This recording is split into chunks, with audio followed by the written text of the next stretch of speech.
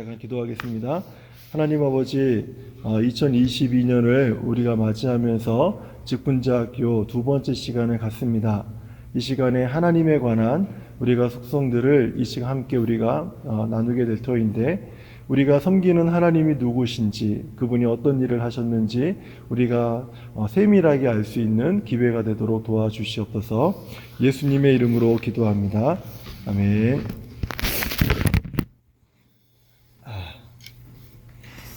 네, 좋은 아침입니다. 우리가 첫 번째 이 교재에서 총 이 교재가 6가지 주제로 되어 있는데, 첫 번째가 성경에 관한 믿음의 핵심. 우리가 작년에 첫 번째에서 이 부분을 충분히 다뤘던 것 같고요. 두 번째가 하나님에 관한 믿음의 핵심을 우리가 작년에 좀 다루다가 말아서 시간도 많이 지났잖아요. 한 해가 지났잖아요. 그래서 1년이 지난 관계로 다 잊어버리셨을까봐 다시 오늘 하나님에 관한 믿음의 핵심을 오늘은 다루도록 하겠습니다. 그리고 예수님에 관한 핵심, 그 다음에 이제 네 번째가 성령님에 대해서, 구원에 대해서, 종말에 대해서, 이렇게 총 6가지 주제로 되어 있는데요. 올해 안에 이 부분들을 저희가 분기별로 아니면은 뭐 2달에 한 번씩 이렇게 나눠서 이 부분들을 계속해서 진행하려고 합니다. 오늘은 두 번째 하나님에 관한 믿음의 핵심이고요.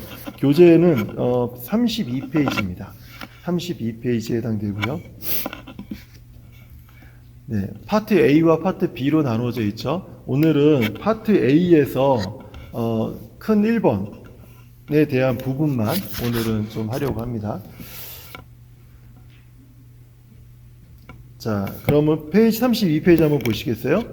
거기에 보면은 하나님의 존재와 초월적 속성이라는 부분이 큰 주제가 있죠. 하나님께서는 우리를 하나님의 형상으로 창조하셨잖아요. 창조하시면서 하나님께서 우리와 공유하시는 게 있고 공유하지 않는 게 있습니다. 그 공유하는 것을 공유적 속성이라고 그러고, 또 공유하지 않는 것, 하나님만이 가지고 계시는 것, 그거를 비공유적 속성이라고 표현을 해요. 전문 용어로요. 그래서 오늘 이 파트 A에 대한 부분은 하나님이 우리와 공유하지 않은 것, 초월적인 하나님만이 가지고 계신 비공유적 속성에 대한 그 부분들을 우리가 함께 이제 나누게 될 건데요. 거기 A.W. 토저가 한 말이 있죠. 같이 한번 읽어볼까요? 시작. 하나님을 생각할 때 먼저 떠오르는 생각이 우리 생애에서 가장 중요하다라고 말했다. 예, 거기까지만요. 이 A.W. 토저가 한 이 말이 상당히 중요한 의미가 있습니다. 우리가 어떤 문제가 생기거나 우리 삶 속에 여러 가지 좀 많은 질문들, 의문들 이런 것들이 들 때 제일 먼저 신앙생활 하시는 분들은 무엇을 떠올리냐면, 하나님은 누구신가? 하나님은 도대체 어떤 분이시길래 내게 이런 상황 속에 나를 밀어넣으셨는가? 라는 어떤 그런 많은 의문들이 우리 안에서 찾아올 때가 있습니다. 그때 하나님이 누구신지를 우리가 신앙생활하면서 정리가 되어 있지 않으면, 그러면 그때부터 우리는 굉장히 큰 혼란 속에 빠지게 됩니다. 그 혼란 속에 빠지는 이유가 이제 그 밑에서 나오게 되는데, 그 이유들을 좀 이따가 함께 이야기하도록 할게요. 그래서 오늘은 먼저 첫 번째로 하나님의 존재에 관해서, 도대체 하나님은 살아계신 분이라고 우리가 믿고 있는데, 그분은 어떻게 우리 가운데서 존재하시는가에 대한 부분을 좀 함께 우리가 나누려고 하는 겁니다. 자, 하나님의 존재 A, 하나님의 존재에 관한 생각입니다. 이게 누구의 생각일까요? 하나님의 존재에 관한 누구의 생각일까요? 지금까지 살아왔던 많은 인류들이 그 중에서도 머리가 뛰어난 사람들이 하나님은 도대체 누구신가? 그분은 정말 존재하는가? 그분의 존재 여부에 대해서 수많은 학자들이, 철학자들이 고민했던 그 생각을 얘기를 해요. 그 생각에 대한 부분들을 이야기하는 겁니다. 그 책에 보면은요, 7가지가 나와요. 7가지. 이 이상으로 없습니다. 예, 이미 앞에 우리의 그 많은 믿던 믿지 않던 많은 우리들의 선조들이 이 하나님의 존재에 관한 7가지 생각을 다 정리를 해놨어요. 그 첫 번째가 무엇인가 하면 그 33페이지에 보면요. 이제 무신론자들이죠. 그 빈칸에다가 무신론자는 하나님이 존재하지 않는다고 말합니다. 하나님이 존재하지 않는다. 그러니까 하나님이 어디 있어? 라고 말하는 사람들이에요. 하나님이 어디 있어? 라고 말하는 사람들. 왜 그럴까요? 왜 하나님이 없다고 말할까요? 어디를 찾아봐도 하나님이 계시다면 나에게 이럴 수 없어. 이런 생각이 상당히 많이 찾아올 때가 있어요. 그때 많은 사람들이 여기저기를 다 봐도 하나님의 존재가 있다면 어떻게 인간 속에 이런 악함을 그냥 내버려 두실 수가 있어? 하나님이 없기 때문이야. 라는 어떤 그런 결론들을 사람들이 오랜 시간 동안 갖게 되는 거예요. 하지만 성경은 이렇게 말을 해요. 앞에 한번 보실까요? 시편 14편 1절 한번 다 같이 읽어볼까요? 시작. 어리석은 자는 그의 마음에 이르기를 하나님이 없다 하는도다. 그들은 부패하고 그 행실이 가증하니 선을 행하는 자가 없도다. 네. 일단 하나님이 없다고 말하는 그 사람들에 대해서 성경은 어리석다 이렇게 말을 해요. 시편 10편 4절 말씀도 한번 읽어볼게요. 화면에 나와 있습니다. 같이 읽을게요. 시작. 악인은 그의 교만한 얼굴로 말하기를 여호와께서 이를 감찰하지 아니하신다 하며 그의 모든 사상에 하나님이 없다 하나이다. 왜 하나님이 없다고 그래요? 교만하기 때문에. 교만하기 때문에 하나님이 없다 이렇게 얘기한다라는 거예요. 자, 두 번째는요. 그 불가지론자들 또는 회의론자들이라고 말을 합니다. 이 사람들은 하나님의 존재의 여부를 아는 것은 불가능하다라고 표현을 해요. 불가능하다. 내가 어떤 것을 이해하지 못한다고 해서 그것은 우리가 알 수 없다 이렇게 말하기는 어렵잖아요. 그렇죠? 내가 모른다고 해서 모두가 다 모른다 이런 그 결론을 내리기는 좀 어렵죠. 그런데 내가 아무리 하나님의 존재를 연구하고 찾아보았지만 하나님을 우리가 존재를 아는 것은 어렵다라고 결론을 내린 철학자들이 있어요. 그래서 그 사람들의 생각을 따르는 이야기가 불가지론자 또는 회의론자라고 얘기해요. 하나님의 존재를 아는 것은 불가능하다.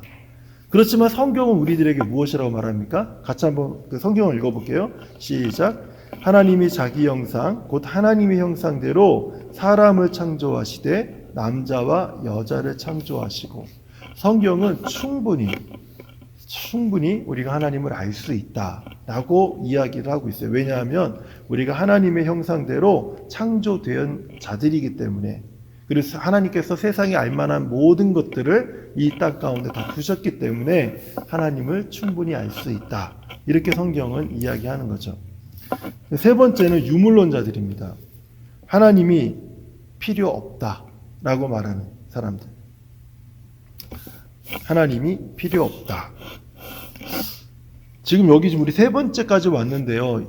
지금 우리 그 신앙생활을 하지 않던지 간에 그 정말 바르게 하나님을 믿지 않는다면 교회 안에 있다고 해서 다 믿는 건 아니잖아요.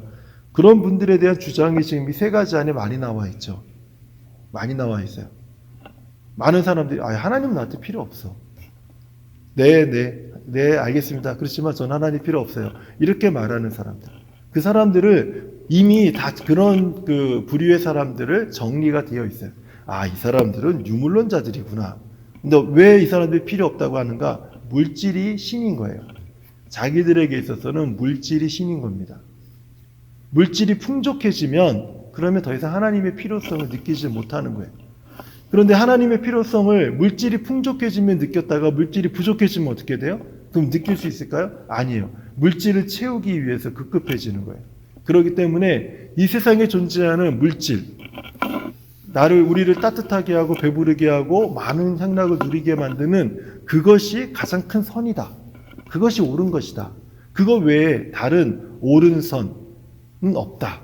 라고 주장하는 사람들이에요.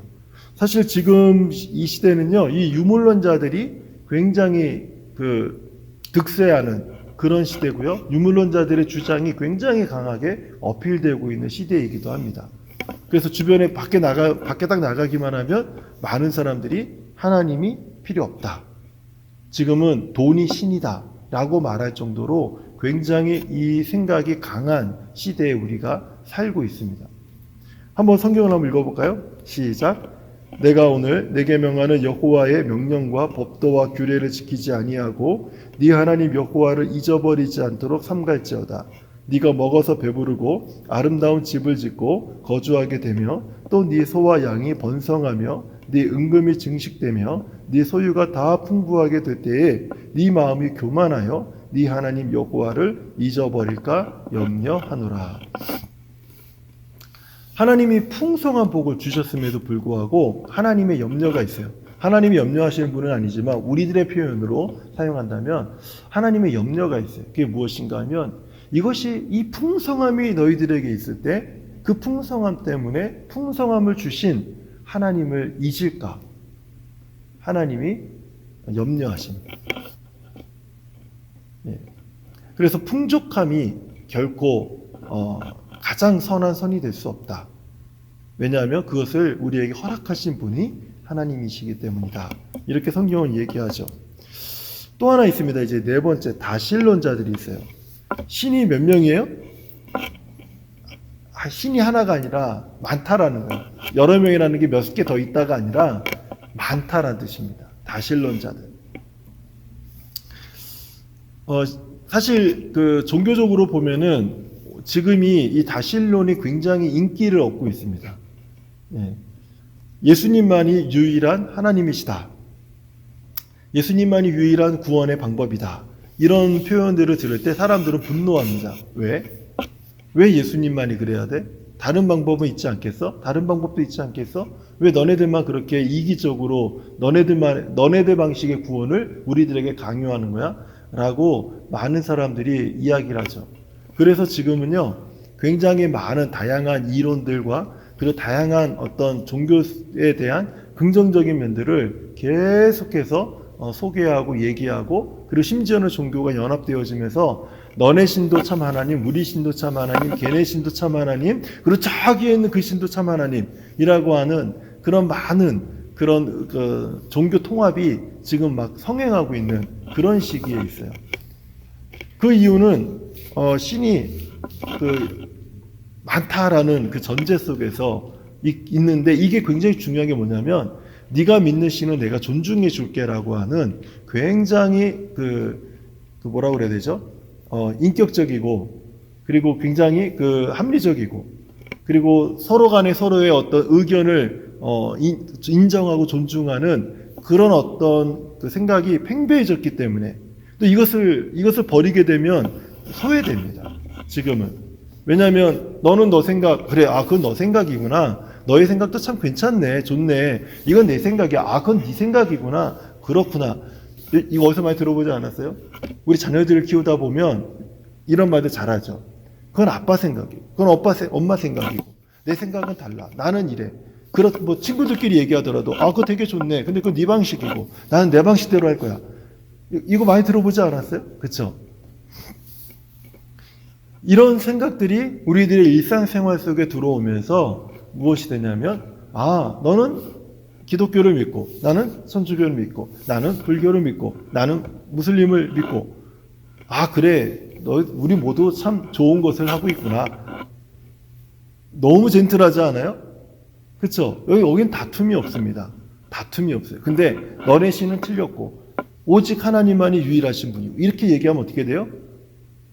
참 진짜 이기적이네 라고 하면서 사람들이 그 사람을 소외시킬 수밖에 없는 그런 상황 속에 놓이게 된다는 거예요.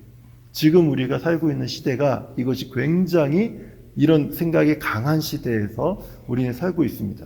그럼에도 불구하고 성경은 처음부터 지금까지 이렇게 말씀해요. 신명기 6장 4절 말씀 같이 한번 읽어볼게요. 시작. 이스라엘아 들으라. 우리 하나님 여호와는 오직 유일한 여호와이시니. 성경은 이것을 단 한 번도 양보한 적이 없습니다. 성경은 이것을 단 한 번도 양보해 본 적이 없어요. 왜냐하면 이것이 진리이기 때문에. 하나님은 오직 한 분이신데 유일하신 분이시다 라고 하는 이것을 양보한 적이 없다라는 거예요. 이제 다섯 번째로 범신론이라는 게 있습니다. 한번 읽어볼까요? 범신론은 뭔지. 시작. 우주를 하나의 전체로 보고 그것을 신으로 보는 자. 이게 참 어려워요. 도를 아십니까? 라는 말 많이 들어보셨죠? 이게 범신론에 해당되는 겁니다. 우주의 모든 기운을 어떤 그 우주에 존재하는 모든 것들을 이렇게 작용하는 원리가 있어요. 강한 기운이 있습니다. 그것이 신과 같은 거예요. 신과 같은 거.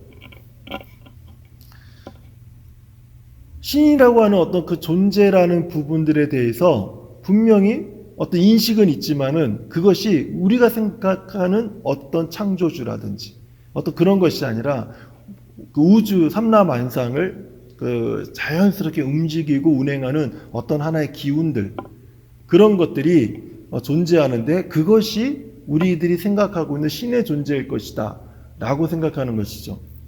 SF 영화나 미드 같은 것을 보게 되면 이런 범신론적인 사상이 굉장히 많이 들어가 있어요. 우주를 막 비행하면서 가다 보면은 막 그 신은 없는데 신과 같은 그 무엇이 막 등장하지 않아요? 막 무슨 기운, 굉장히 큰 기운들, 신과 같은 막 창조도 하고 막 어떤 뭐 변화도 일으키고 하는 그런 엄청난 그 힘들이 막 그 SF 드라마나 그 영화에 보면 나타나잖아요. 근데 그 모든 것들이 이 범신론적인 그 사상 속에서 흘러 들어오고 있다는 것을 우리가 기억하면 좋을 것 같아요. 시편 19편 1절 한번 읽어볼까요? 시작. 하늘이 하나님의 영광을 선포하고 궁창이 그의 손으로 하신 일을 나타내는도다. 성경은 그런 기운에 대해서 무엇이라고 말하냐면 그것이 하나님의 영광을 드러내는 그 하나님의 창조적인 그 어떤 능력 안에서 드러나는 그 하나님의 영광을 밝히는 그것이다 라고 얘기를 하는 거예요. 그 관점이 굉장히 다른 것이죠. 네, 관점이 굉장히 달라요. 그 이터널스라고 하는 영화 보셨어요? 거기 마동석 나오잖아요. 마동석, 그렇죠? 마동석에 거기 나오는 그 마동석의 캐릭터 이름이 뭐예요? 모르시는구나. 안 보셨죠? 네, 길가메시라고 하는. 네, 길가메시라고 하는 건데 그게 그 고대 메소포타미아 문명에서 나오는 한 어떤 길가메시의 어떤 신화 이야기 속에서 나오는 주인공의 이름이거든요. 우리들이 그냥 그 어떤 그런 영화나 드라마들을 이렇게 볼 때 그 등장하는 인물들의 이름들이 있어요. 그 인물들이 그냥 머릿속에 탁 떠오르는 것이 아니라 어떤 작가가 탁 떠올라서 가상의 인물을 쓰는 것이 아니라 고대의 어떤 많은 신화나 그리고 어떤 왕들이나 그런 사람들의 이름을 따다가 그 이름들을 짓고 있어요. 그런 이름을 지으면서 거기에 반영하고 있는 것이 무엇이냐면 가실론들, 범실론 이런 사상들을 그 안에 다 갖고 들어오는 거예요. 우리는 그냥 재밌게 볼 뿐이지만 그런데 사실은 그 작가들이나 그 어떤 그 이제 그런 감독들은 그런 것들을 다 끌어다가 그 안에서 만들어내고 있는 거죠. 네. 만약에 그 어떤 우주에 그 외계인이 왔는데 우주에 떠 있는 외계인이 왔는데 그 외계인들의 이름이 라예요. 그럴듯한데? 근데 라는 사실은 태양신의 이름이었거든요. 이집트에. 그러니까 그런 이름들을 우리는 그 따가지 오는 것을 우리는 모르기 때문에 그런가 보다 하지만은 아는 사람들은 저건 어디서 온 거고 어디서 온 거고 어디서 온 거고 라고 하는 것들을 알 때 왜 저런 어떤 비행체나 아니면 외계 어떤 생물에 대해서 저런 이름을 붙였는지가 이해가 되는 거예요. 이해가 되는 거예요. 그러면 어떤 사상이 저 안에 들어가 있구나 라는 것을 알게 되죠. 여섯 번째로 자연신론자에 있는데요. 이거는요, 신을 세계의 창조자로 인정하지만 계시나 기적을 부인하는 이성적인 종교주의자들을 얘기해요. 예수님을 믿지만 기적을 믿지 않는 사람들, 하나님을 믿지만 하나님의 창조를 믿지 않는 사람들, 하나님을 믿지만 하나님의 구원을 믿지 않는 사람들, 이런 그 사람들이 교회 내에도 참 많이 있어요. 제가 그 교회 어떤 장로님들과 이제 집사님, 안수 집사님들이 서로 친교실에서 얘기하는 내용을 전도사 시절에 우연히 지나가다 들었는데, 예수님께서 물 위를 걸으셨다라든지 뭐 이런 그 초자연적인 그 이야기를 나누는데, 그분들이 나누는 얘기가 그걸 믿어? 그러시더라고요. 그걸 믿어? 말도 안 되는 소리. 그걸 그렇게 얘기하더라고요. 근데 제가 기억에는 그분들의 자녀 중에 한 사람이었던 것 같아요. 한 청년이 그 당시에 저에게 그런 질문을 하더라고요. 목사님, 어떻게 예수님이 물 위를 걸을 수 있고, 그리고 어떻게 오병이어의 기적을 일으킬 수가 있으세요? 딱 그렇게 저한테 묻더라고요. 그래서 제가 딱 한마디 했어요. 너는 산신령이라면 그거 할 수 있다고 믿냐? 아, 그럼 믿죠. 산신령인데 그 정도 못하겠어요? 야, 그럼 하나님인데 왜 그걸 못하겠니? 그랬더니 걔가 딱 갑자기 멍해지더니 그러네요. 그러고 그 대화가 끝났던 적이 한 번 있어요. 네. 성경에 나타난 많은 기적들을 보면서 허황되다라고 생각하는 사람들. 그렇지만 하나님의 존재는 믿어요. 하나님의 존재를 믿으면서도 그분은 내 인생에 간섭할 수 없습니다. 그분은 내 인생에 간섭하지 않는 분이에요. 그냥 하나님이라고 하는 어떤 존재, 신이라고 하는 존재를 인정하지만, 그렇지만 그 신이 내 인생에, 내 가정에, 내 비즈니스에는 간섭하지 않는, 저 멀리 계신, 하지만 어딘가에는 있는, 하지만 볼 수 없고 가까이 할 수 없고 얘기도 할 수 없는 그런 신으로 인정하는 사람들, 그 사람들이 자연신론자들이에요. 이 사람들이 하나님께서는 간섭하지 않는다라는 영역이 우주 전체에 대한 것, 세상의 창조에 대한 것, 크고 작은 사건과 사고들에 대한 것, 인간의 운명, 성도들이 뭐 아는 필요에 대한 것들, 이런 것들에 대해서 하나님 간섭하지 않는다고 하지만, 성경은 너무 디테일하게 이 모든 부분에서 하나님의 간섭이 있고, 지금도 하나님은 우리와 함께 하시고 우리의 모든 필요들을 공급하시는 분이라고 성경은 말씀하고 있다는 거예요. 여기까지 보면은 우리가 만나는 사람들 중에서 여러 가지 대화를 할 때, 그 사람이 왜 그런 말을 하는 거야? 그 사람은 무신론자였구나. 그 사람은 자연신론자였네.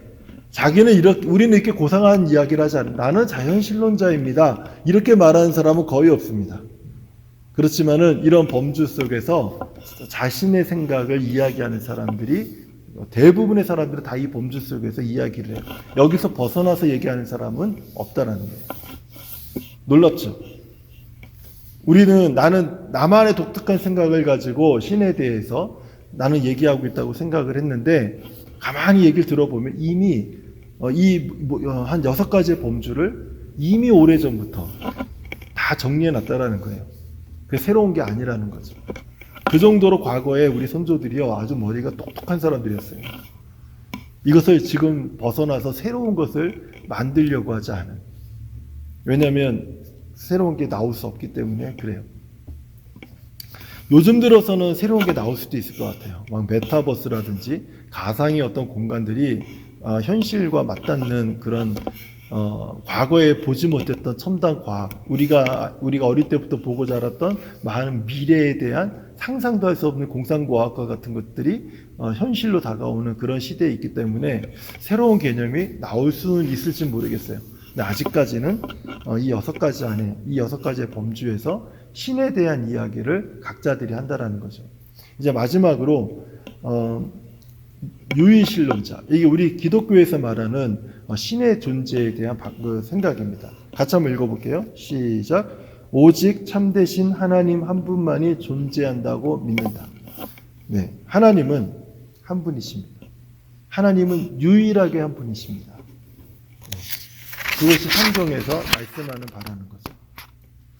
이것을 믿지 못하면 아무리 교회 안에 있다 할지라도 우리는 바른 신앙을 가지고 우리는 신앙생활할 수 없다라는 거예요. 교훈을 한번 같이 한번 읽어볼까요? 시작. 하나님은 인간이 그분의 존재에 대해 어떤 생각을 하든지 간에,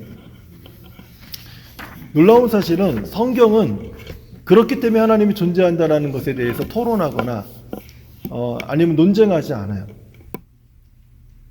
인간들이 첫 번째에서 6가지의 범주 속에서 여러 가지를 생각하고 산다 할지라도 성경은 딱 한마디만 합니다.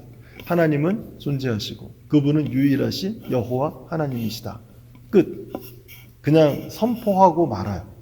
이것은 논쟁이라든지 설득에 대한 영역이 아니기 때문에 하나님께서 나는 나다.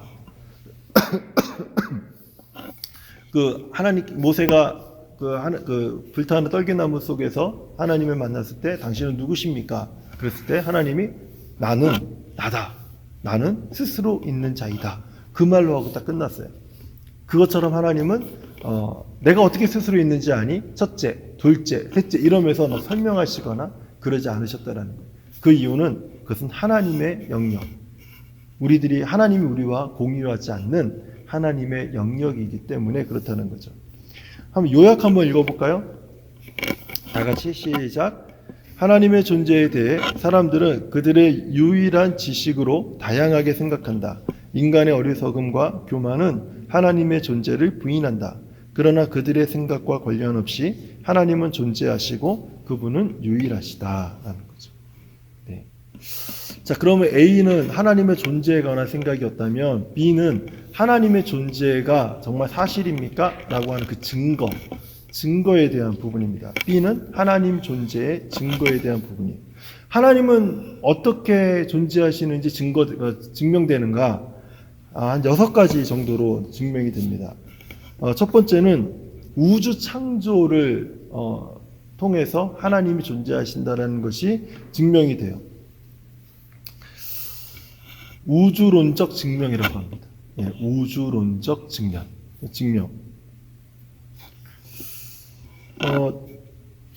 모든 결과에는 원인이 있죠.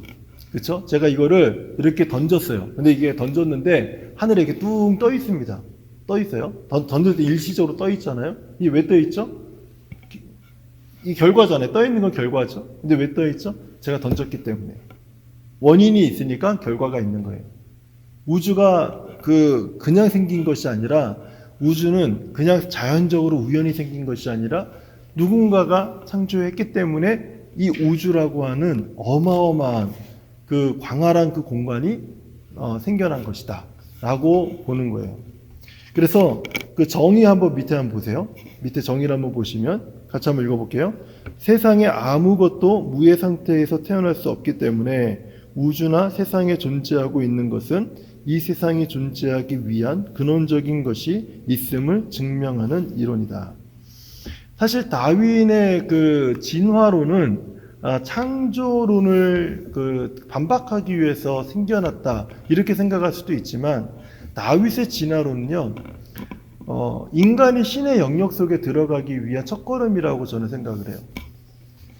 지금 우리들은 점점 그 신의 영역 속에 우리가 다가가려고 굉장히 많은 노력을 하거든요.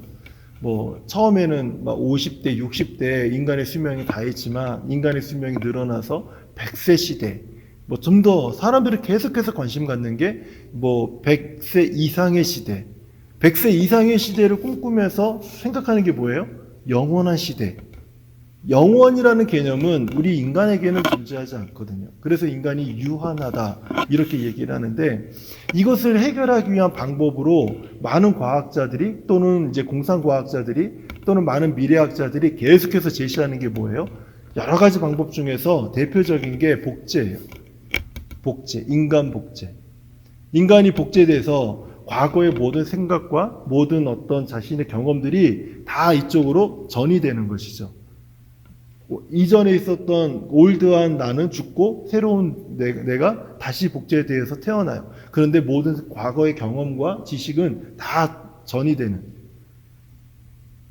처음에는 그냥 공상과학 이야기겠다라는 생각을 했지만 과학이 발전하면서 이것들이 하나의 어떤 현실화되는 또는 이제 기계 문명이 발달하면서 그 인간이 기계화되어져 가는 것도 사람들은 끊임없이 생각하면서 우리들에게 전달하는 이 모든 방법들은 영화나 드라마나 책이나 이런 방법을 통해서 매스컴을 통해서 계속해서 흘려보내고 있어요. 계속해서 우리는 그냥 아무런 필터링 없이 받아들일 뿐이지 사실 그 의식이 있고 그 부분에서 나름 연구를 하는 사람들은 이것들이 과연 그냥 사람들이 얘기하는 것이 아니라 사람들의 생각을 계속해서 잠식시키려고 하는 의도가 있다라는 것을 알게 돼요. 왜냐하면 지금까지 다 그렇게 왔기 때문에 그래요.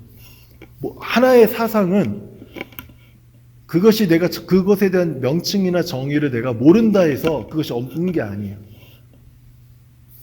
모더니즘이란 말 들어보셨잖아요? 그쵸? 안 들어보셨고. 안 들어보셨어요? 모더니즘이란 말. 과거의 현대적인 어떤 모든 그런 건축이나 미술이나 양식들은 정해져 있는 틀이 있었습니다. 근데 어느 90년대인가요? 1990년대인가부터 포스트 모더니즘이라는 그런 새로운 사상이 등장하기 시작했어요. 그 포스트 모더니즘이 등장하면서 뉴에이지라고 하는 사상이 등장했는데 우리는 그런 데 관심 없어요. 근데 포스트 모더니즘의 가장 큰 핵심이 무엇인가 하면 모든 모더니즘, 모든 현대적인 모든 패턴에서 벗어나는 거예요. 다 벗어나는 거예요. 그걸 탈이라고 합니다. 이탈시키는 거예요. 다 깨는 거예요. 모든 건축 양식이 네모였으면 꼭 네모여야 돼? 원이 되면 안 돼? 이런 식의 사고 발상을 갖게 만드는 거예요. 근데 그 당시에는 학문적인 이론으로만 우리가 이해를 하고 그런가 보다 했어요. 그런데 1990년대가 10년이 지나고 2000년대가 들어서고 2010년이 지나고 2020년이 지나고 이러면서 그 포스트 모더니즘의 사상이 이미 우리 안에 다 자리 잡고 있어요. 꼭 그 방법으로만 해야 돼? 다른 건 없을까? 이런 생각을 하게 만드는 게 그냥 포스트 모더니즘의 생각이에요. 이런 생각 속에서, 이런 사상 속에서 자라고 있는 사람들이 누구예요? 우리 자녀들이에요.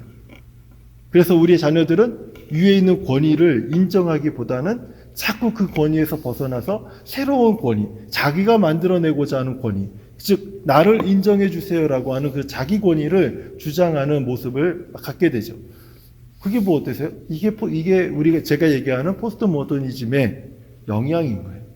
그것은 문화에서도 건축에서도 미술에서도 우리의 모든 일상생활에서도 이미 다 자리 잡고 있고 심지어는 교회 안에서 그것이 다 들어와 있어요.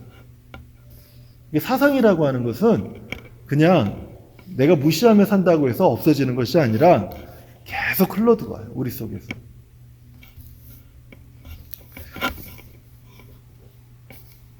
그래서 다윈의 진화론 같은 경우는 그것을 시작으로 인해서 인간이 점점 신이 되고자 하는 어떤 발판을 열어놓은 것과 같아요.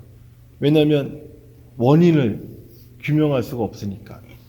인간의 이성으로는 원인을 규명할 수가 없어요. 우주가 어떻게 생성이 됐습니까? 자연이, 우연이. 이렇지 않고, 이렇게 시작하지 않고는 규명할 수가 없기 때문에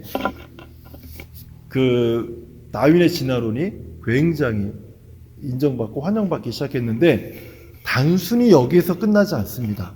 저도 잘 모르고요. 제가 알기로는 우리 성도님도 잘 모르실 거예요. 저도 잘 모르고. 근데 과학자들은 굉장히 탄탄한 이론을 가지고 이것을 발전시켜 왔어요. 그래서 제가 서울대 다니는 어떤 한 친구하고 이 진화론에 대한 이야기를 좀 들은 적이 있는데 저한테 딱 하는 얘기가 목사님 그렇게 단순하지 않아요. 굉장히 체계적이고 그리고 굉장히 발전됐고 그리고 굉장히 설득력이 있습니다. 라고 이야기를 하더라고요. 우리가 생각하는 것보다 굉장히 높은 수준의 어떤 이 발전들이 지금 이루어지고 있다는 거죠. 두 번째는 하나님의 존재 방법이 하나님의 존재를 증명하는 방법이 두 번째가 뭐냐면 우주 질서와 고안을 통한 증거로 목적론적 증명이라고 그래요. 예. 이 세상에 존재하는 모든 것에는 목적이 있다라는 거죠. 목적이 없는 것이 없어요. 하다못해 지금 이 책 자체도 이 책이 있는 목적이 뭐예요? 이 책이 있는 목적이 뭐예요? 여기 제목에 있는 것처럼 크리스천의 가장 신앙의 기초를 놓기 위한 교재로 만들어진 책이죠. 이런 목적을 가지고 있습니다. 지금 우리가 둘러봐도 여기에 목적 없이 지어진 게 있나요? 목적 없이 존재하는 것이 있나요? 없죠. 단 하나도 없어요. 다 모든 것이 존재할 때 목적을 다 갖고 있듯이 이 세상은 아무런 목적 없이 우연히 스스로 되어진 것이 아니다라는 거죠. 그래서 목적론적 증명은 이 모든 세상이 하나의 어떤 존재하는 모든 것들이 목적을 갖고 있듯이 그 목적을 갖고 있다면 그 목적대로 그것을 제작한 제작자가 있을 것이라는 거예요. 제작한 제작자가 있지 않고는 목적을 가질 수 없다. 그렇기 때문에 이 세상은 우연히 되어진 것이 아니고 만들어진 것이 아니라 분명히 누군가에 의해서 제작되었다. 그것을 우리는 창조다라고 얘기하는 거예요. 네. 그래서 목적론적 증명으로 신은 존재한다라고 이야기를 하는 거죠. 세 번째, 인간론적 증명이 있습니다. 세 번째는 인간론적 증명이에요.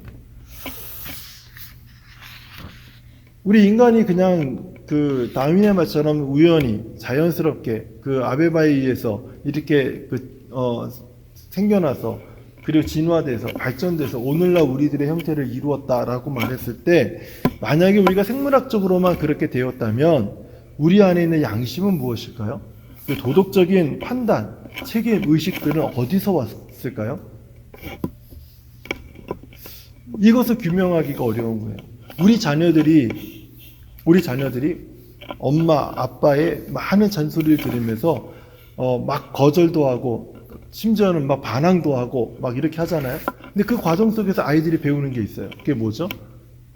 엄마가 가르쳐주는 아버지가 얘기하는 도덕적인 규범들이 아이들의 머릿속에 이제 자리 잡기 시작하는 것이죠. 처음부터 자기가 원했던 것이 아니라 누군가로부터 교육되어지고 누군가로부터 그것이 전수되어지면서 우리 안에 어떤 양심을 갖게 되고 도덕적인 판단 그리고 내 삶의 책임에 대한 의식들을 갖게 되는데 그것들이 자연스럽게 우리에게 우연히 자연스럽게 주어지지 않는다라는 거예요. 하이비는 우리 안에 자꾸 신을 생각하는 어떤 생각들이 자꾸 떠오른다는 거죠. 그것을 신의식이다. 하나님은 하나님을 알만한 그 양심, 의식을 우리 안에 창조하셔서 우리 안에 두셨다라고 이야기를 하는 거예요. 그렇지 않고서는 우리가 그 신에 대한 생각을 저절로 우연히 하게 될 수 없다는 뜻이죠. 그리고 이런 것들 때문에 인간은 왜 악할까? 왜 인간은 왜 선하려고 하는 것일까? 이런 것들 때문에 이것은 하나님으로부터 이런 것이 우리에게 온 것이다라고 생각을 하면서 그것을 증명하게 되는 거예요. 네 번째로 볼까요? 예수 그리스도를 통한 증거. 예수 그리스도를 통한 증거는요, 이거는 역사적인 증거입니다. 역사적인. 제가 어떤 분하고 대화를 하는데 참 답답했던 적이 하나 있어요. 예수님은 역사에서 존재했던 인물입니다라고 얘기했더니 말도 안 되고 그 사람들이 지어낸 얘기래요.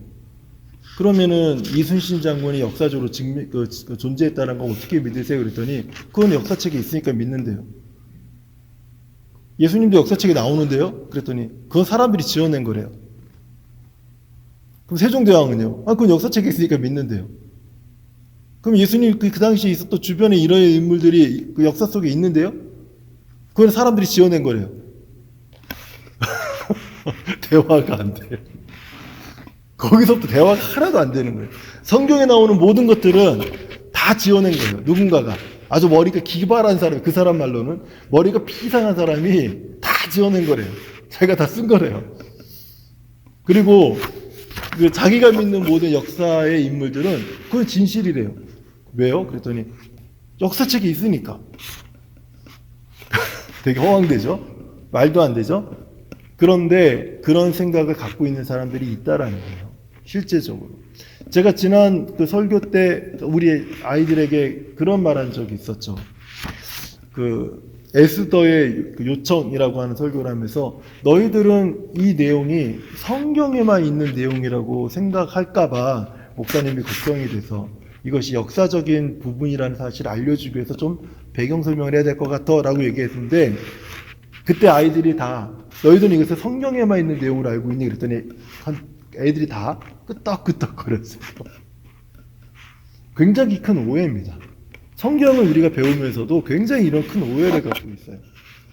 역사적인 역사적인 사실 속에서 성경의 역사가 함께 진행되고 있음을 우리가 인식하지 못하고 그것을 받아들이지 못하면, 그러면은 우리는 성경을요 굉장히 그 어떤 한 종교의 정경으로 정도밖에 우리는 생각을 못하는 거예요. 그리고 누군가가 쓴 소설, 아주 정교한 소설 정도로 받아들일 수밖에 없는 거예요. 내가 종교 생활을 하기 위해서 필요한 하나의 어떤 정경 정도로밖에 이해 못하는 거죠. 그렇지만 성경은요, 인류의 역사와 함께 흘러왔던, 그리고 인류의 역사를 증명하는 그 고대 문헌 중에 중요한 자료가 된다는 것도 우리가 좀 알고 있어요. 제가 이렇게까지 거창하게 얘기하는 이유는 예수 그리스도가 정말 역사적인 인물이라고 이야기를 한다면, 그렇다면은 하나님이 존재한다고 하는 그 존재 증명 방법은 역사적으로 증명되었다라고 얘기할 수 있는 거예요. 근데 이 사실을 우리가 받아들이지 못하면 그 신화적인 이야기로밖에 우리는 받아들이기가 어려워요. 그래서 믿지 못하는 거예요. 여기 보면 그리스도가 역사적 실존 인물이라는 사실은 줄리어스 시저가 실존 인물인 것만큼이나 자명한 사실이다. 이렇게까지 설명하는 이유가 있는 거예요. 이렇게까지 설명하는 이유가. 하나님은 존재하십니까? 역사적으로 증명되었다라는 사실. 그 다음에 성경을 통한 증거. 우리가 잘 알고 있는 디모데후서 3장 16절 말씀, 한 달 동안 우리가 같이 찬양하며 불렀잖아요. 모든 성경은 하나님의 감동으로 되었다라고 하는데, 저희가 지난 시간에 그런 얘기를 한 적이 있었던 것 같아요. 1500년 동안에 한 35명, 6명 정도 되는 저자가 1500년 동안에 글을 썼는데, 그 글이 일관되어졌다. 일관된 주제로 진행되었다. 이게 가능할까요? 1500년 동안 하나의 글을 썼어요. 한 36명 정도의 저자들이. 그런데 그 저자들이 일관된 주제로 썼어요. 문화와 나라와 그 성장 배경이 서로 다른 사람들이. 이게 가능할까요? 그리고 서로 한 번도 보지도 않았어요. 만나보지도 않은 사람들이. 가능할까요? 불가능하죠. 그래서 성경을 기록한 저자는, 원저자는, 성경을 손으로 쓴 이 사람들은 사람이지만 실제적으로 이 성경을 기록한 원저자는 하나님이시다 라고 하는 성경의 내적 증거를 통해서 하나님이 존재하신다라는 것을 밝히는 거예요. 네. 그 부분을 지금 이야기하고 있는 겁니다. 그리고 마지막으로 개인적 경험을 통한 증거. 수많은 증인들, 하나님은 살아계십니다 라고 고백하고 증인들, 수많은 헤아릴 수 없는 많은 증인들에 의해서 하나님은 살아계십니다, 하나님은 존재하십니다 라고 하나님의 존재가 증명된다 라고 하는 것이죠. 어떻게 보면 앞에 1번, 2번, 3번은요 철학자들에 의해서, 또는 기독교 철학자들이나 그렇지 않은 사람들 서로 막 반론을 하면서 증명된 하나의 학문적인 방법이라면, 네 번째, 다섯 번째, 여섯 번째는 신앙을 가진 그 사람들, 특히 네 번째와 다섯 번째는 하나님 스스로가 증명하시는 방법으로 우리가 이해할 수 있고요. 그리고 여섯 번째는 그 하나님을 믿음으로 받아들이는 수많은 믿음의 성도들의 증언을 통해서 증명될 수 있다 라고 얘기할 수 있을 것 같아요. 자, 한번 결론을 한번 읽어볼까요? 자, 시작. 하나님은 창조, 우주 질서, 인간 본질, 예수 그리스도, 성경, 개인적 경험을 통하여 자신의 존재를 주셨다. 하나님은 세상을 창조하셨고 고안하셨고 유지하고 계신다. 하나님이 존재하시기 때문에 우리는 그분을 경험할 수 있다. 네. 이게 이제 하나님에 대한 그 큰 전체적인 한 부분인데, 그렇다면 하나님은 도대체 어떤 분이신가? 우리들에게 가장 먼저 보이셨던 하나님의 모습, 그것은요, 이제 그 부분을 오늘은 여기까지 하고 마치도록 할게요. 하나님의 본질적인 모습, 하나님은 누구신가, 하나님의 본질에 대한 부분입니다. 성경을 한번 읽어볼까요? 호세아서 6장 3절. 시작. 우리가 여호와를 알자, 힘써 여호와를 알자. 그의 나타나심은 새벽빛같이 어김없나니 비와 같이 땅을 적시는 늦은 비와 같이 우리에게 임하시리라. 부부가 서로에 대해서 깊이 알려고 하는 노력이 없으면 그것을 우리는 부부라고 말하기가 어렵습니다. 사실 그 자녀들이 부모를 아는 것보다 부부가 쌍방간에 서로를 아는 것이 더 많죠. 이처럼 그 서로를 깊이 알려고 할 때 그때 우리는 그 사람에 대해서 많은 것을 알게 돼요. 생각이나 습관이나 그리고 음식에 좋아하는 음식이나 아니면 해가 되는 음식 이런 여러 가지 것들을 남들이 알지 못하는 것을 그 두 부부가 서로 알게 되죠. 마찬가지 우리가 신앙생활하면서 하나님에 대해서 깊이 알려고 하는 노력이 없으면 그러면 우리가 하나님을 마치 그냥 수박 겉핥기처럼 내가 들은 거, 누군가에게 그냥 얼핏 들은 거 그것만 가지고 우리는 하나님을 이해하려고 하는 그런 형태로 신앙생활할 수 있다라는 거예요. 근데 그것이 굉장히 위험합니다. 이렇게 신앙생활 하시는 분들은 여러 가지 힘들고 어려운 일이 생기면 그냥 신앙을 중도에 포기하던가 교회를 떠나거나 아니면 어려움이 있을 때 그것을 신앙 공동체와 함께 이겨내지 못해요. 어려움이 있을 때마다 자꾸 죄송해요. 이게 곁길로 가는 것이 아니라 내가 자꾸 교회를 떠나고 교회를 옮기고 그 다음에 여기저기 막 다니시는 분들은요, 내가 정말 믿는 그 하나님이 누구신지를 정확하게 알지 못하는 거예요.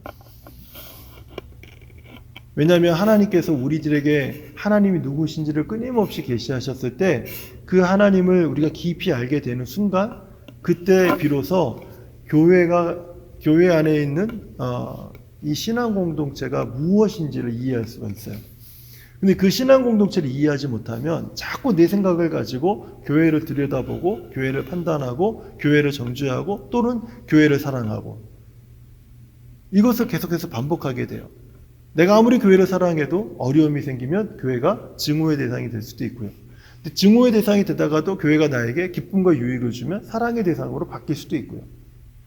그렇게 해서 교회를 하나님을 사랑하는 사람은 언제든지 바람이 불면 이렇게 흔들렸다가 또 이렇게 불면 이렇게 흔들렸다가 햇볕이 뜨겁게 때리쯤 짜증냈다가 시원한 바람 불면 웃었다가 마치 요나처럼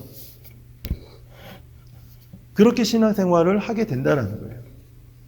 그런데 하나님을 깊이 아는데 힘쓰고 애쓰는 사람들은 그 하나님을 내 삶 속에서 깊이 체험하고 그분에 대한 지식이 더 풍성해지는 사람들은 그러한 요동이 없다라는 거예요.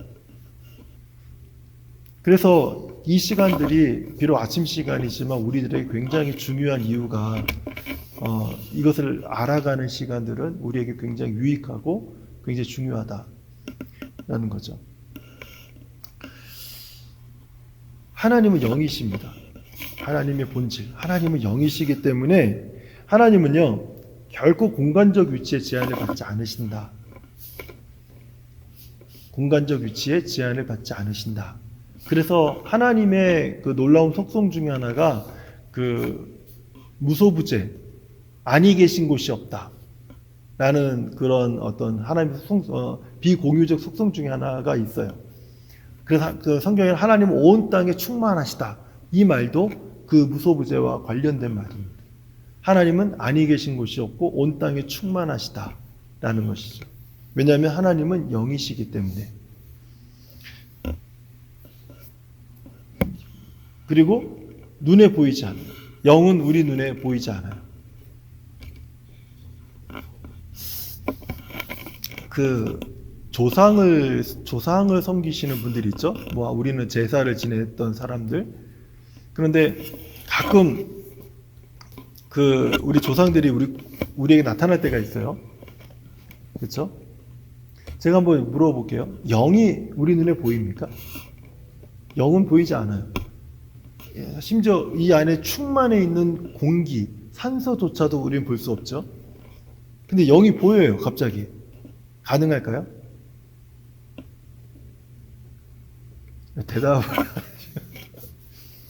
대답을 안 하시네. 여러분, 우리는 드라마나 여러 가지 많은 매개체를 통해서 영이 보이잖아요. 볼 수 있다고 생각하고 있잖아요. 아니에요? 그렇잖아요. 악한 영도 영이고 사탄도 영인데 그냥 실체를 가지고 있나요? 실체를. 우리는 그 실체를 소리를 통해서 아니면 사람들의 아주 이상한 행동을 통해서 그것이 악한 영의 어떤 그 행위다라고 하는 것을 우리는 이해를 할 수 있어요. 성경에서 그 말하는 악한 영들의 실체가 구체적으로 묘사된 거는 상징적으로 용이나 뱀, 그 사단을 상징하는 것 외에 또 있나요? 우리가 알고 있는 그런 어떤 그 귀신, 그런 영들의 어떤 모습으로 성경이 설명한 적이 있나요? 천사들이 뭐 이렇게 얼굴이 어떻고 저쩌고 이런 건 있어요. 이런 거는. 근데 우리가 생각하는 모습은 아니죠. 사단의 그 이름 자체가 거짓이에요. 거짓. 끊임없이 그것이 가능할 것이다 라고 얘기하는 그런 거짓이죠. 그래서 이 세상의 문화를 사단이 지배하고 있다면 사단은 끊임없이 이것은 어떤 실체가 있는데 그 실체들은 이러할 것이고 그 실체들은 굉장히 우월한 능력을 가지고 있고 그 실체들은 우리에게 두려움을 줄 것이고 그 실체들은 우리를 해할 수 있고 뭐 여러 가지 생각들을 하게끔 만드는 매개체들을 통해서 그것들을 전달하게 한다는 거죠. 근데 우리가 성경을 통해서 하나님이 누구신지를 정확하게 알기 시작할 때 그것이 거짓됐구나, 아니구나 라는 사실을 우리는 받아들이기 시작을 해요. 저녁 보통 귀신들이 많이 활동하는 시간이 언제예요? 낮이죠. 대낮. 아니에요? 제가 잘못 알았어요? 밤이에요? 밤을 창조하신 분은 누구세요? 우리는 낮은 하나님이 창조하셨고 밤은 마치 사단이 창조한 것처럼 우리는 그런 생각들을 나도 모르게 갖고 있어요. 하지만 하나님은 낮도 창조하셨고 밤도 창조하셨어요. 우리는 자꾸 어두운 것은 하나님에게서 없었던 것으로 생각을 하는 경향들이 많다라는 것이죠. 근데 하나님은 영이시기 때문에 우리 눈에 보이지 않으시고 공간의 제약을 받지 않으신다 라는 거 이 하나를 통해서라도 우리가 기본적으로 알고 있었던 영적 존재들의 형태나 모습이 결코 우리 생각과는 다르다라는 것을 우리는 알게 되는 거예요. 그 교훈을 한번 볼게요. 다 같이 읽어볼게요. 시작. 하나님은 우리의 육체적인 감각으로는 알아볼 수가 없다. 네. 그럼 하나님은 몇 분이십니까? 네, 하나님은 한 분이시다. 이건 좀 읽어야 될 것 같아요. 성경 한번 네 구절이 있는데 같이 한번 읽어볼게요. 시작. 여호와는 오직 유일한 여호와이시니 다음이요. 나는 여호와라 나 외에 다른 이가 없나니 나밖에 신이 없느니라. 또 다음이요. 하나님은 한 분이시니라. 시작. 너는 나 외에는 다른 신들을 내게 둘지 말라. 그런데 우리가 앞에서 봤던 자연신론자들이나 다신론자들은요, 여러 가지 기능을 가진 신들이 존재한다라고 이야기를 해요. 그리고 지역을 다스리는 신들이 있고 여러 가지 기능을 갖고 있는 신들이 있어요. 뭐 그리스 신화만 보더라도 바다의 신, 포세이돈, 뭐 우레의 신, 뭐 이러면서 사랑의 신, 이러면서 어떤 기능과 지역과 이런 것을 나누어서 어떤 그것을 관할하는 신들이 따로 존재한다라고 주장을 하지만 그렇지만은 성경은 이 세상에 존재하는 유일한 신은 오직 하나님 한 분 외에는 없다라고 성경이 이야기를 해요. 굉장히 교만하고요. 굉장히 광호한 말이에요. 그런데 이렇게 말할 자격이 하나님에게 있다라는 것을 우리가 인정해야 돼요. 겸손하게 얘기하기 위해서 여러 신들이 있다라고 말하는 것은 하나님을 가장 모독하는 일이에요. 그것은 겸손이 아니라는 것이죠. 예. 한번 읽어볼까요? 교훈이요. 시작. 참되신 하나님은 한 분이심으로 다른 신을 섬기는 우매함을 경계해야 한다. 그러면 하나님은 그 영이시고 그리고 유일하신 분이신데 그분은 어떻게 자신을 우리에게 계시하셨을까요? 같이 한번 읽어볼게요. 시작.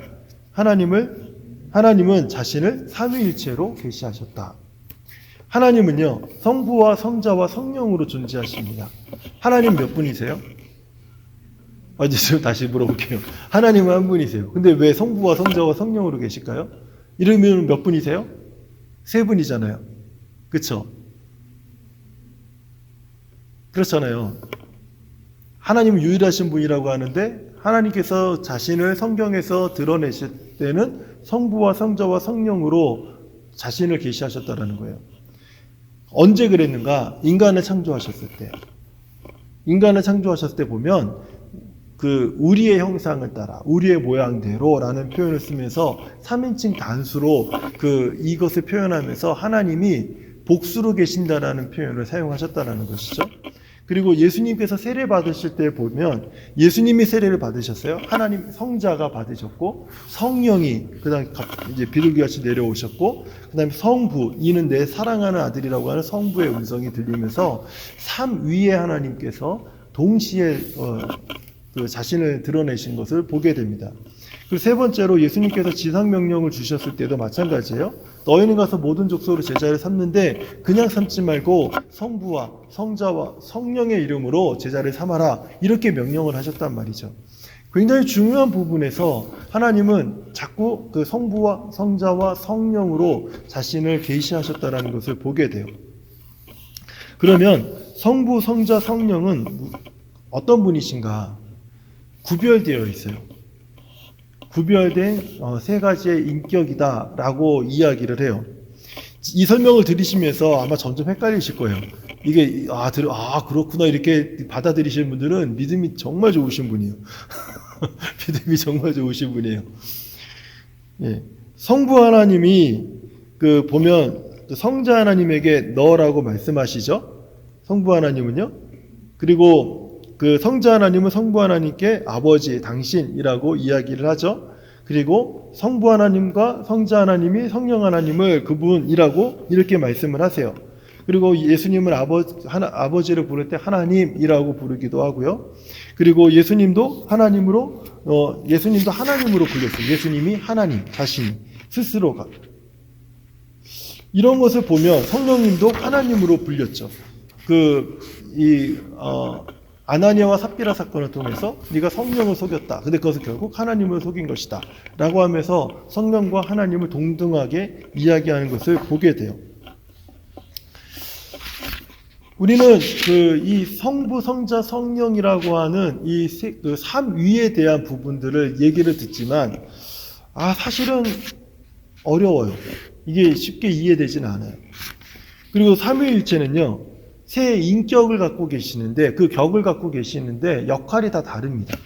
그 역할에 있어서 차이가 있어요. 그래서 성부 하나님은 세상을 구원하시기 위해서 성자 하나님을 보내시는 그런 그 부분을 감당하시고 성자 하나님은 이 땅에서 하나님의 뜻을 행하시는 일에 하나님의 뜻을 온전히 행하시는 일에 제가 이렇게 예수님께서 이 땅에 오셔서 하신 일들을 가만히 보면은 예수님은 단 한 번도 자기 생각을 얘기하신 적이 없어요. 놀랍죠? 신앙생활은 어떻게 해야 되는 거예요? 예수님처럼 하면 돼요. 한 번도 자기 생각을 얘기하지 않고 아버지의 뜻을 알아서 아버지가 계획대로 순종하시면서 자신의 모든 생애를 사셨어요. 성령 하나님은요? 성령 하나님도 한 번도 자의로 스스로의 의지로 어떤 이야기를 하신 적이 없으세요. 성령 하나님께서도 항상 성부 하나님의 어떤 그 말씀을 항상 하셨어요. 그 성령 하나님을 성자 하나님께서 보내셨죠. 네. 역할이 다 달라요. 그분들의 역할은 다르지만 놀라운 것은 그분들의 생각은 하나로 통일되어 있다는 것을 확인하게 돼요. 제가 이것을 좀 빠르게 설명하는 이유는 아무리 설명해도 사실 저도 설명하면 설명할수록 헷갈려요. 설명하는 사람이 헷갈리면 듣는 사람도 헷갈리겠죠. 네, 되게 어려워요. 한번 읽어볼게요. 시작. 깊도다 하나님의 지혜와 지식의 풍성함이요 그의 판단은 헤아리지 못할 것이며 그의 길은 찾지 못할 것이로다. 예, 삼위일체는 어떻게 보면 우리들이 이해할 수 없는 하나님의 영역이에요. 신의 영역. 인간의 이성으로는 도저히 이해하고 그리고 납득이 되지 않는 굉장히 어려운 신비한 그런 하나님의 영역이라고밖에 얘기할 수가 없어요. 그래서 이 삼위일체를 아무리 막 여러분들이 막 설명을 해요. 나는 밖에서는 직장에서는 무슨 회사원이고 가장이고 교회에서는 집사고 이렇게 그렇죠? 그렇게 해서 설명하는데 그렇게 설명하는 것들은요 독자적인 그 성부 성자 성령의 인격을 우리가 부정하게 되는 거예요. 독자적인. 그리고 성부 성자 성령께서 결국 세 분이지 않냐? 그러면 신이 세 분이다. 함신론이라고 하는 것을 이야기하기 때문에 그것도 역시 유일하신 하나님에 대한 부분을 부정하게 돼요. 우리는 과거에 이런 설명들을 참 많이 들었었어요. 근데 이것들이 결코 삼위일체를 설명하는데 도움이 되는 설명은 아니라는 거예요. 네. 그러면 삼위일체가 우리에게 주는 아주 그 의미가 무엇인가에 대한 부분을 좀 아는 것이 저는 삼위일체를 이해하는 데 도움이 된다고 생각이 돼요. 삼위일체는요, 성부, 성자, 성령께서 한 분으로 우리에게 보여지고 있지만, 그렇지만 세 분으로서 표현되면서 그분들의 역할의 다양성을 우리들에게 보여주고 있어요. 그래서 공동체 신학을 하시는 분들은 삼위일체의 신학을 굉장히 중요하게 여깁니다. 그 이유가 뭐냐면 삼위일체를 통해서 우리가 배울 수 있는 게 있어요. 우리 신앙생활에 있어서 먼저 제자들이 하나됨의 모델을 보게 돼요. 왜 우리를 교회가 연합되고 통일되어야 되는가? 하나님께서 그렇게 연합되어 있고 통일되어 계시기 때문에 그래요. 우리가 하나님의 형상으로 창조되었다면 그 세 분의 하나님께서 한 분이 되신 것과 같은 하나됨이 성경에서 그렇게 강조되고 있는 이유 중에 하나가 바로 여기 있다는 거예요. 교회가 하나됨을 그렇게 강조하는 이유가 우리가 하나님의 형상대로 창조된 사람들이기 때문에 하나님의 한 분 되심, 하나 되심, 성부, 성자, 성령의 하나 되심을 따라가는 것이 공동체의 아주 중요한 목표이고 방향이라는 거예요. 이 부분이. 근데 우리는 자꾸 갈라지려고 하죠. 근데 하나됨이 그렇게 중요한 거라는 거죠. 부부의 하나됨의 모델을 여기서 보게 돼요. 부부의 하나됨. 하나님께서 그 남자가 그 부모를 떠나, 남자와 여자가 그 부모를 떠나 하나가 된다라고 하는 개념이 어디서 왔냐면, 어떻게 두 사람이 하나가 됩니까? 그 하나가 되는 개념은 어디서 왔냐면 삼위일체 하나님의 개념에서 오는 거예요. 삼위일체 하나님의 개념에서. 죄가 우리들의 삶 속에 들어왔을 때 죄는 끊임없이 우리를 분열시키지만 원래 우리가 창조된 그 목적은 하나됨에 있어요. 하나됨에. 세 번째로는 다양한 교회의 지체가 한 몸을 이루는데 모델이 된다. 한번 잘 보세요. 제자들이 하나가 되고 부부가 하나가 되고 교회 공동체가 한 몸을 이루는 데 있어서 삼위일체가 주는 굉장히 중요한 의미가 있다는 거예요. 다 공동체죠. 다 공동체예요. 개인이 아닌 공동체라는 거예요. 하나님께서 이미 공동체적으로 우리 가운데 계셨고 하나님께서 이미 공동체의 중요성을 우리들에게 보여주셨고 하나님이 우리를 공동체적으로 창조하셨어요. 그래서 우리는 하나됨을 이루는데 굉장히 큰 에너지를 쏟아야 돼요. 왜냐하면 그것이 하나님께서 우리를 하나님의 형상으로 회복하게 하시는데 우리가 그리스도의 형상을 닮아가는데 가장 첫 번째 목표이기 때문에 그래요. 타락한 우리들의 인간의 모습은요, 끊임없이 분열되고 갈라지지만 그리스도의 형상으로 구원받아 예수 그리스도의 십자가로 구원받아 그리스도의 형상을 회복하고 하나님의 형상으로 다시 나아가는 성도들에게 있어서 가장 먼저 회복되어져야 될 것은 하나됨. 굉장히 중요한 부분이에요. 그래서 교회가 끊임없이 하나됨을 강조하고 있고, 성경은 교회가 그리스도 안에 한 몸임을 하는 것이 바로 어디서 그 유래를 어디서 찾냐면 삼위일체라고 하는 그 신학에서 그 모든 유래를 찾아요. 공동체 신학을 전공하신 분들이 얘기를 하는 거 가만히 듣다 보면은 결국 한 몸을 이루는 데 있어서 굉장히 중요한 성경적 증거를 삼위일체 하나님에서부터 찾는 거예요. 성부와 성자와 성령이 완벽하게 하나됨을 이루시는 거예요. 그러면서도 완벽하게 세 분으로서의 다양한 어떤 역할과 인격으로 존재하신다라는 거. 교회가, 우리 가정이, 그리고 교회 공동체 어떤 리더십들이 한 몸을 이루는 데 애쓰되 저마다 각자의 다양성을 그대로 가지고 교회를 섬기는 것. 이것이 삼위일체 하나님께서 우리를 구원하시고 그리고 우리를 하나님의 형상을 회복하게 하시는 데 있어서 굉장히 중요한 목표라는 거예요. 삼위일체는 그 자체를 우리가 이해하기보다는 삼위일체로서 하나님이 자신을 계시하시면서 우리에게 무엇을 보여주길 원하시는가, 거기에 우리가 초점을 맞춘다면 그 의미를 우리가 좀 더 바르게 이해할 수 있지 않겠나 하는 그 생각을 갖게 돼요. 그 삼위일체가 우리들에게 굉장히 중요한 의미를 전달해 주고 있다는 것이죠.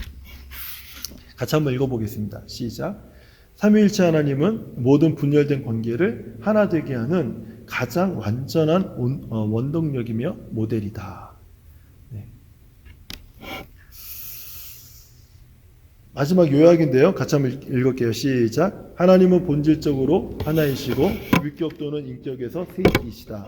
일체는 한 몸이 아니라 한 본질을 말한다. 영원성, 전능성, 광대성 등의 본질에서는 동등하다. 성부, 성자, 성령이 각각 하나님이시고 각각 주님이시나 세 하나님, 세 주님은 아니시다. 세 위격이 본질을 공유한다. 네.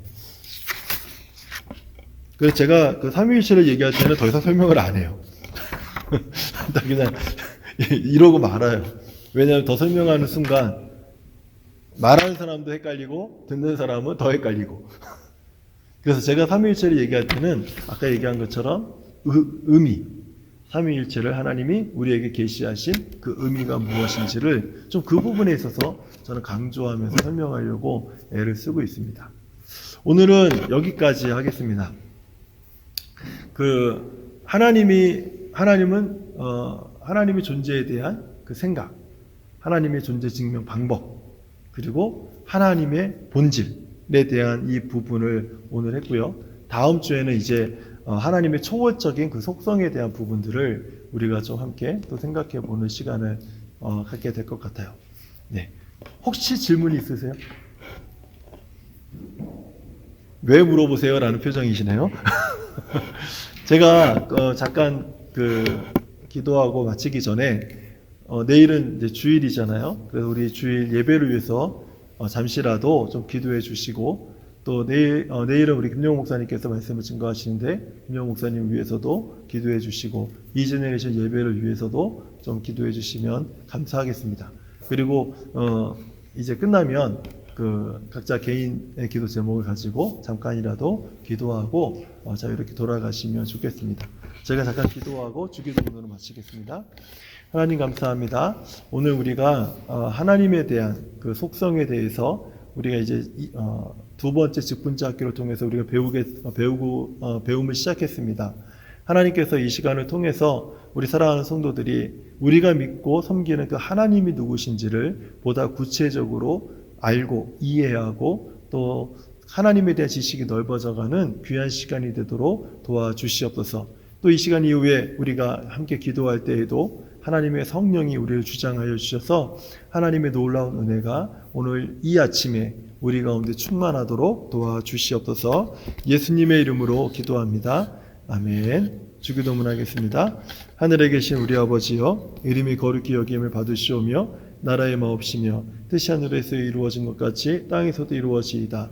오늘날 우리에게 일용할 양식을 주옵시고 우리가 우리에게 죄 지은 자를 사하여 준 것 같이 우리 죄를 사하여 주옵시고 우리를 시험에 들게 하지 마옵시고 다만 악에서 구하옵소서. 대개 나라와 권세와 영광이 아버지께 영원히 있사옵나이다. 아멘.